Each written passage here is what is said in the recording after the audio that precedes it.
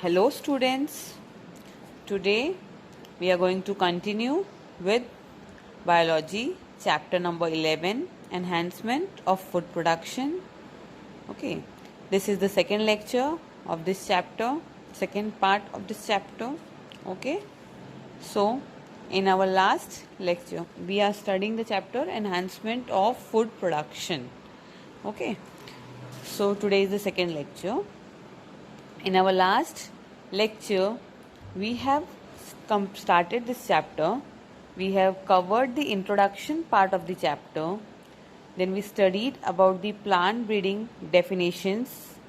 Then we have studied the objectives of plant breeding. Why we are doing the process of plant breeding. Okay. Today, we are going to study the topic of hybridization in crop plants and its technique, how hybridization is done. Okay, why we want to do the hybridization. Okay, so and how we are doing the hybridization. Okay, so is the food production per annum produced per annum in our country sufficient to meet the ever increasing population? So the answer from you I expect is a big no. Okay, so I expect that you all will answer a big no, that food production per annum in our country is not sufficient to feed the ever increasing population. So what can be done? Thus, there is a need to enhance our agriculture efficiency. Okay. So there is a need to enhance our agricultural efficiency. We need to increase our food production. Okay. So how can we increase our food production?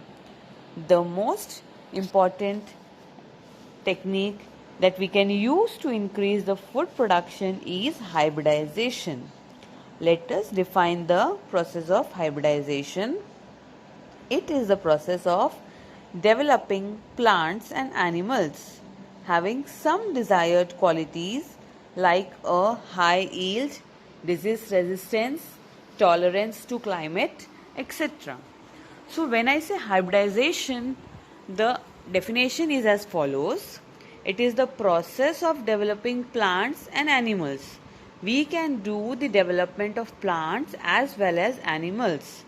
And in those plants and animals, we can get the desired qualities like high yield, disease resistance and tolerance to climate. This process is called as hybridization. Okay. Next is types of hybridization. There are two types of hybridization. First one is intervarietal hybridization and second one is distant hybridization. Okay, first one is intervarietal hybridization and second one is distant hybridization. So we are going to study one by one. Okay, there is no need to study the types in detail, but just the definitions we have to study. Okay, we have to just study the definitions of all this. So intervarietal is again divided into two, that is intraspecific and interspecific, and distant hybridization is divided into two, that is intrageneric and intergeneric. Okay, so starting with the definition, first one, intervarietal hybridization. What do you mean by intervarietal? Varietal means variations, varieties. Okay, intervarieties. Okay, now intervarietal means between two varieties of same species. The hybridization will be involved between two varieties that belongs to the same species. The parents involved in this hybridization belong to same species but are having two different varieties. Okay, there are two different varieties of same species. Example is given here, crossing of two varieties of wheat or other crops. Okay, next is intravarietal. Okay, intravarietal, intervarietal. Intravarietal means the crosses are made between the plants of same variety. Okay, crosses are made between the plants of same variety. Okay, intervarietal means we have seen that the crosses are made between the plants belonging to two different varieties. So intravarietal, intervarietal. Is it clear? Intra means of same variety and inter means of two different varieties. Crosses will be made between two different varieties. Next is interspecific. Interspecific. Specific here refers to species. Okay. So interspecific means the crosses are made between two different species of the same genus. Okay. Interspecific means the crosses are made between two different species of the same genus. There are two species but their genus is same. That crossing is known as interspecific. Okay. Next one is intergeneric. Okay, intergeneric hybridization. This means that the crosses are made between two individuals of different genera belonging to the same family. Okay, it means the crosses made between two individuals and those two individuals are of different genera, means they are having different genus, but they both belong to the same family. Okay. So what is it going to happen? It produces the resistant varieties as well as a desirable combination of all characters. Okay. Example is brassica. When crossed with raphanus, it will give us raphanus brassica, raphano brassica. Next is distant hybridization. When I say distant hybridization, it means the parents involved belongs to different species of the same genus or of different genera. I can simply say that as parental plants are distantly related, parents are distantly related, such crosses are also called as wide or distant crosses. Okay, in this parents are distantly related to each other. Okay. It means they belong to different species of the same genus or of different genus. Then, next is interspecific and intergeneric hybrids are seldom to occur in the nature.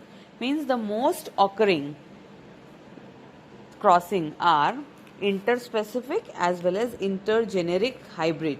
Okay, they occur too seldom in the nature. Okay, now moving on to the important part of the topic, that is steps in plant breeding, steps in hybridization. The question can be main important steps in plant breeding program or main steps in hybridization. Techniques of hybridization I've told already. Okay, so how the hybridization technique is done? How is plant breeding technique done? So one by one, there are 5 steps that we are going to study in detail. First step is collection of variability. Okay, first step is collection of variability. Second step is evaluation and selection of parents. Third step is crossbreeding of selected parents. Fourth step is selection and testing of superior recombinant. And the fifth step is testing, release and commercialization of new cultivars. Each step we are going to study in detail one by one. Okay. First step, collection of variability. It is very simple. Collection of variability. Variability means varieties of species and collection means we are going to collect the varieties of species. Okay, variations are the differences found among the offsprings with regard to their parents of the same species. It means different varieties of plants we are going to collect. Okay, such genetic variations are heritable and are useful in their selection. Variations are very useful in the selection. Okay, so first step, what we are going to do, we are going to collect the different varieties of species. Okay, and the entire collection having all the diverse alleles for all the genes in a given crop is called as germplasm. When we are going to collect the different wild varieties, species and their close relatives, all this collection of diverse alleles of all genes in a particular crop is called as germplasm. Okay, germplasm conservation can be done in two ways. Okay, germplasm, first step is clear. What we are going to do? We are going to collect all the different varieties of species, and this collection of different varieties of species is called as germplasm. This germplasm conservation can be done in two ways, that is in situ conservation and ex situ conservation. In situ conservation means it can be done with the help of forest and natural reserves, and ex situ conservation means it can be done with the help of botanical gardens and seed banks. Okay, the germplasm that we are collecting, we have to conserve it. So for the conservation there are two ways, in situ and ex situ. In situ means with the help of forest and natural reserves we can store the seeds. Okay, and ex situ means with the help of botanical gardens and seed banks we are going to store the species. That means we are going to conserve the germplasm. The varieties of species that we have collected, we will store that. Okay. Second step is evaluation and selection of parents. When I say evaluation, it means checking. Okay, now we have collected all the varieties. Okay, second step what we are going to do? Evaluation and selection of parents. In that collection of germplasm, from that germplasm collection, we are going to select the parents. This is the very important step and essential step. The collected germplasm is evaluated. We can say we will do the screening of the germplasm, and then after screening, after testing, we will identify the plants with desirable characters. Okay, we will identify the plants with desirable characters, and then this selected parents are means they are self-pollinated for 3 to 4 generations to make them pure or homozygous. We are going to selfing. Okay, we are going to do the selfing of them. Okay, then why we are going to do selfing? So that to make sure that only pure lines are selected, multiplied and used in the further process of hybridization. Okay, now after this the third step is cross hybridization among the selected parents. The variety showing maximum desirable features. Now in this hybridization, the selected parents, we have selected the parents. In those selected parents, we are going to do the crossing. Okay, after selfing, what we are going to do? The crossing. Now crossing will be between two parents. So the variety showing maximum desirable features is selected as a female parent, and the other one as a male parent which lacks good characters, but those good characters are found in the recurrent parent, that is female parent. So one parent is having all the desirable characters and the other parent is lacking some of the good characters. So what we are going to do? We are going to cross them. Hybridization is the crossing of two selected parents differing in one or more characters. As I have told you that female parent will be having all the good characters and the male parent will be lacking some of the characters. Now the hybridization is going to make the combination of useful characters and possible which are usually scattered in the different varieties. Okay, it is also useful in exploitation and utilization of hybrid vigor. How are we going to do the process of hybridization? That we will study now. Okay, definition is hybridization is crossing of two selective parents differing in one or more characters from each other. Now there are some steps of hybridization that we are going to study in detail. Okay, in your textbook it is given in very short, but we have to study this in detail. It is very much necessary to study this first, then only you will understand that one line that is written in textbook. Okay, Hybridization, steps of hybridization is emasculation, bagging and tagging, dusting of desired pollen grain, rebagging of female flower. Okay, emasculation means what? The process of emasculation means the removal of anther from the bisexual flower of selected mother plant. Okay, emasculation means removal of anther, that means removal of male reproductive part from the selected mother plant. Okay, in the early condition, bud condition, before the maturation, that is called as emasculation. Emasculation is done with the help of forceps or hot water. Okay, emasculation is not required for selected mother plant with unisexual flower, but if the flower is bisexual, we need to do the process of emasculation. Okay, means simply you have to remember that emasculation means removal of anthers, removal of male reproductive part from the selected female parent. Okay, then bagging and tagging. Bagging and tagging means what? The emasculated flower is covered with the help of bags made by butter paper to avoid the interference of other pollen grains. That is called as bagging. That means we will cover that flower so that no other pollen grains will come and pollinate this flower. That is called as bagging. And tagging means just we will add a label on that flower so that we will remember the name of the plant and when that process of emasculation was done.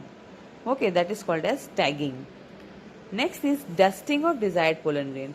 Now once after the emasculation is done, we have only female flower, female plant. So on that female plant, what we are going to do? We are going to dust the pollen grains of the male flower that we want. Okay, the matured pollen grain from the selected male plant are dusted on the stigma of the flower of the selected female plant. And then the rebagging of female flower, that means the female flower is rebagged and allowed to develop into fruit. Okay, after the rebagging, the plant pollination is followed by this fruit formation and seed formation. The seeds thus obtained represents the hybrid generation. Okay, the seeds that obtain are going to represent the hybrid generation. The hybrid F1 progeny is selected and evaluated for the desired combinations of characters. The progeny that we are going to get after this step are then going to be evaluated for the desired combinations of characters. Okay. Next is the fourth step, that is selection and testing of superior recombinant. The F1 hybrid that we have got, now from the third step, we are going to use that here. For plants showing superiority over both the parents and having high hybrid vigor are selected. Okay, the progenies obtained after hybridization are observed for desirable combination of characters and these progenies are then used. Such hybrids are then selfed for few generations to make them homozygous for said desirable characters till there is a state of uniformity, so that the characters will not segregate further. Okay, now these plants that we are going to get are going to be again selfed. After hybridization, we are going to, the recombinant superior variety that we have got, we are going to self-pollinate that again, so that homozygosity will be maintained. Okay. Fifth step is testing, release and commercialization of new cultivars. The newly selected lines are evaluated for their productivity and other features like disease resistant, crop resistant, quantity of the crops, etc. Okay. Then the evaluation is done by growing these plants under the controlled condition. First, they are grown in the research field under the controlled conditions such as fertilizer application, irrigation, crop management, etc. After that, they are grown in the different agroclimatic zones, agricultural zones in natural conditions. And then finally the variety is released as a new variety for the use of farmers. Okay, and that variety is again tested by IARI, that is Indian Agricultural Research Institute, and then they are sent into the market with a new name, new variety, and with a new name with the permission of government. Okay, this has led to the Green Revolution. Development of high yield varieties of wheat and rice in 1960s by plant breeding technique has increased the food production, and that is known as Green Revolution. Okay, now we will study about some of the Indian hybrid crops in detail. Some of the crops which have developed because of hybridization, which has shown tremendous increase in its production because of hybridization. First is wheat and rice. Increase in wheat and rice production was done by introducing semi-dwarf varieties, and there was a tremendous increase in both wheat and rice production. The scientist named as Norman E. Borlaug developed the semi-dwarf varieties of wheat. This scientist Norman E. Borlaug is also known as father of Green Revolution, means he has done too much work in this field, so he was declared as the father of Green Revolution. Okay, some of the varieties we are going to study. The most important here, you have to remember the names of the semi-dwarf varieties. Semi-dwarf varieties of wheat are Sonalika and Kalyan Sona. Okay, Sonalika and Kalyan Sona. And the semi-dwarf varieties of rice are Jaya and Ratna, and even Padma is there. Okay, Jaya, Padma and Ratna. Now, these semi-dwarf varieties of rice were taken from IR8. Okay, IR8 means International Rice Research Institute. See here it is written IR8 here. Okay, so it is International Rice Research Institute and Taichung Native are these two places from where the rice was semi-dwarf varieties were taken and then they were introduced in India. Okay. Next crop is sugarcane. There are two types of sugarcane. First one is Saccharum barberi, that is grown in North India and had poor sugar content and yield. Saccharum barberi species are having very poor sugar content and yield in it. And Saccharum officinarum is the second one, and it is the native of South India. It is grown in South India and it has thicker stem, high sugar content, but the problem is that they don't grow in North India. If we take them to the North India, they are not going to grow in that place. So what can be done with the help of hybridization? These two varieties were crossed with each other to get the desirable qualities of both. Okay, high sugar content and thick stem and ability to grow in North India. So after the crossing, the sugar species obtained after crosses showed high sugar content, thick stem, and they have shown the ability to grow in North India also. Okay, now there are some hybrid varieties of sugarcane which you need to remember is CO421. Since this sugar hybrid varieties were developed in Coimbatore, okay, it was developed in Coimbatore in Tamil Nadu, okay, so it is given the name as CO421. CO represents Coimbatore, 421 is the name of the species. So CO419, CO4205, CO453, CO740. These are some of the hybrid varieties of sugarcane, okay, that were developed in Coimbatore. Next crop is millets. Okay, millets means what? Millet is generally the term for grasses yielding small seeded edible grain. They are small seeded edible grains. Several varieties of jowar, maize, bajra have been developed. The varieties of maize are Ganga 3, jowar are CO12, and bajra is Nifed that have been successfully developed in India. These varieties are high yielding and resistance to water stress. So these all are the crops that have developed because of the technique of hybridization. Okay, so again we will repeat once the steps of hybridization. First step is collection of variability from the germplasm bank, then evaluation of selection of parents, selection of parents from with different qualities. Selected parents selfed 3 to 4 generations to make them homozygous or true breeding. Then identification of parents as a male parent donor and female parent recurrent. Collection of pollen grains from the flower of the male parent. Removal of stamen from the flower of the female parent. And then artificial cross-pollination by using pollen grains collected from the male parent. After that, bagging, tagging of the emasculated flowers of the female parent. Then the development of fruit and seed representing F1 hybrid generation. Then selection and testing of F1 hybrid for the combination of desirable characters. And then field trial for yield, that is productivity. Then we are going to do the testing and the release of new variety with the new name.